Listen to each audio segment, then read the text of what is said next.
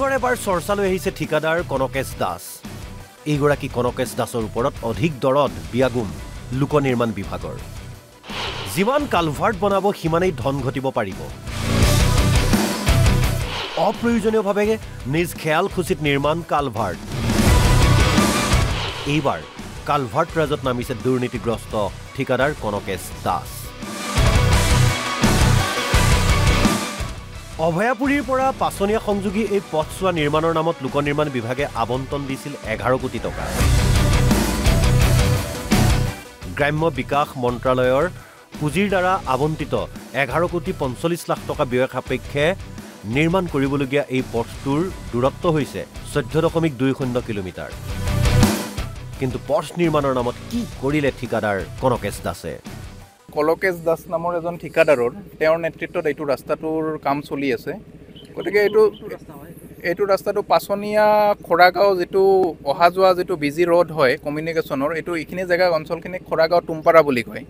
গতিকে এইখিনি জেগাত আপোনাৰ এইটো ৰাস্তা বিজি ৰোড এনি টাইম অহা যোৱা চলি থাকে। সেইটো কাৰণেতো ৰাস্তাটো চেংচন হৈছে, ইমান টকাৰে সেয়া হৈছে। গতিকে আমি সেইদিনাখন 26 তাৰিখৰ ৰাতি 8টামান বজাত আমি মেডিচিন ল'বলৈ গৈছিলোঁ, কিবা আইতাৰ বেমাৰৰ কাৰণে মেডিচিন ল'বলৈ গৈছিলোঁ। আমাৰ ইয়াৰ পৰা যিহেতু এইটো শ্বৰ্টকাট ৰাস্তা, অভয়পুৰী যাওঁতে ডিষ্টেঞ্চটো ওচৰ হয়, সেইটো কাৰণে মেডিচিন ল'বলৈ গৈছোঁ।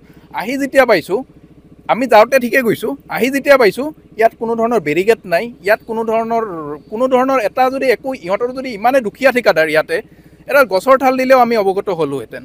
যাৰ ফলত ইয়াতে গাঁত খান্দি থৈছে, কালভাৰৰ কাৰণে কমপ্লিটলি চাবৱে নাই, গাঁত খান্দি থৈ দিছে। এই গাঁতত আহি পেলাই আমি 4জন মানুহ মৃত্যুৰ দুৱাৰৰ পৰা মানে ৰক্ষা পালোঁ। কিবাকৈ আজি ৰক্ষা পালোঁ কাৰণে আপোনালোকৰ সৈতে আছোঁ।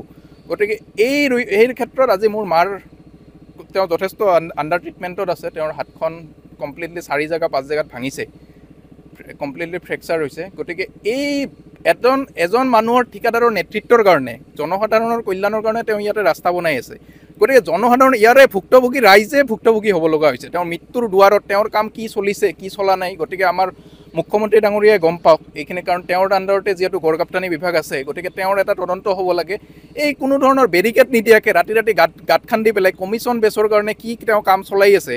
মানে আপোনাৰ ইয়াতে কোনো ধৰণৰ কালভাৰৰ দৰকাৰ নাছিলে। এইটো আপোনাৰ 50 মিটাৰত দেখিব আপোনালোকে, যদি কেমেৰাটো অকণমান হেৰি কৰে, এইটো 50 মিটাৰ ডিষ্টেঞ্চত এটা কালভাৰ আছে।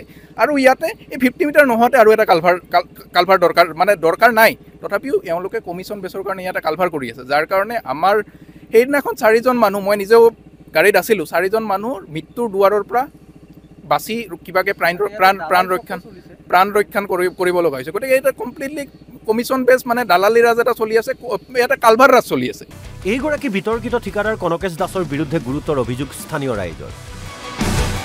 পথ নিৰ্মাণৰ কোনো ধৰণৰ অভিজ্ঞতা নথকা লোকক নিজে লাভ কৰা ঠিকাৰ উপঠিকা দি আহিছে কনকেশ দাসে। অৱস্থা এনে পাইছেগৈ যে 50 মিটাৰ দূৰত্বত পকী কালভাৰ্ট থকাৰ পাছতো নতুনকৈ কালভাৰ্ট নিৰ্মাণৰ বাবে গাঁত খান্দিলে ঠিকাদাৰে। নিশা হঠাতেই কালভাৰ্টৰ বাবে খন্দা গাঁতত সোমাই পৰে এখন 4চকীয়া বাহন আৰু গুৰুতৰভাৱে আহত হয় বাহনখনত থকা 4জনকৈ যাত্ৰী। নিৰ্মাণস্থলীত এই ঠিকাদাৰ কনকেশ দাসে ব্যৱহাৰ নকৰে কোনো সাংকেতিক চিহ্ন।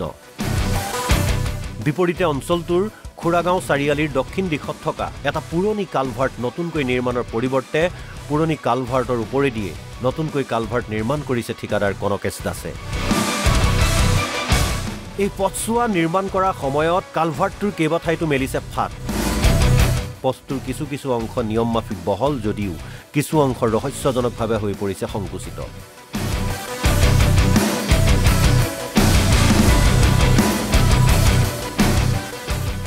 পথটোৰ ছাইড বামৰ কামতো অতি নিম্নমানৰ সামগ্ৰী ব্যৱহাৰ কৰাৰ অভিযোগ ঠিকাদাৰ কনকেশ দাসৰ বিৰুদ্ধে।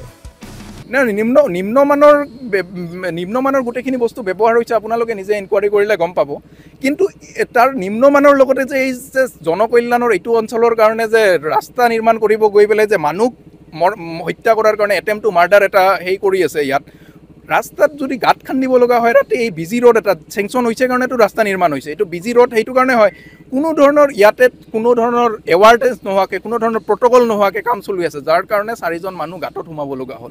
বিভাগীয় কৰ্তৃপক্ষ মুখ্যমন্ত্ৰী ডাঙৰীয়াৰ হাততে যিহেতু কমপ্লিটলি গড়কাপ্তানি বিভাগ আছে, তেওঁক এইটোৱে কাটৰ অনুৰোধ যাতে তেওঁ এইটো ক্ষেত্ৰত কমপ্লিটলি তদন্ত চলাই কি হৈছিলে সেইদিনাখন 26 তাৰিখৰ ৰাতি কি হৈছিলে ইয়াত গাঁত খান্দাৰ কাৰণে কি প্ৰট'কল তেওঁলোকে নিৰ্মাণ কৰিব লাগে সেই মূৰ্খ ঠিকাদাৰজনক যাতে তেওঁলোক অৱগত কৰায় আৰু তেওঁৰ এই ৰাস্তাটোৰ ক্ষেত্ৰত কি কাম চলি আছে যাতে কমপ্লিটলি গৃহীত এটা যাতে তদন্ত কমপ্লিটলি এটা যাতে তদন্ত কৰে তাৰ কাৰণে আমাৰ অনুৰোধ কৰিব বিচাৰিছিল আমাৰ খেতি পথাৰ আছে কালী মন্দিৰৰ ওচৰত তাত কৰিব হৈছিল দিনত তাত মইতো বাধা কৰিলোঁ কালভাৰ দিয়াৰ কাৰণে ৰাতি ইয়াতে আহিছে আহি ইয়াতে খুন্দিছে কালভাৰটো খুন্দাৰ পিছত ৰাস্তাৰ কালভাৰৰ ছাইডত কোনো একো ৰাস্তা নাই ব্ৰেকেট নাই তাৰপিছত ৰেডিয়াম বোলা বস্তু একো নাই পূৰ্বেও এইগৰাকী বিতৰ্কিত ঠিকাদাৰ কনকেশ দাসে অভয়াপুৰীৰ কেইবাটাও স্থানত লাভ কৰিছিল পথ নিৰ্মাণৰ ঠিকা বেকগ্ৰাউণ্ডত এই সন্দৰ্ভত ঠিকাদাৰ কনকেশ দাসৰ দুৰ্নীতিগ্ৰস্ত কামৰ কেইবাটাও প্ৰতিবেদন সবিস্তাৰে প্ৰকাশ পোৱাৰ পাছতো ৰহস্যজনকভাৱে নিমাত বিয়াগুম লোক নিৰ্মাণ বিভাগ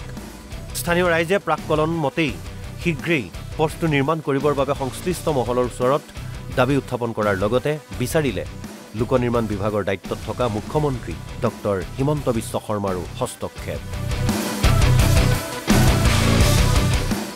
অভয়াপুৰীৰ পৰা উত্তম কুমাৰ মণ্ডলৰ সহযোগত background desk report NB news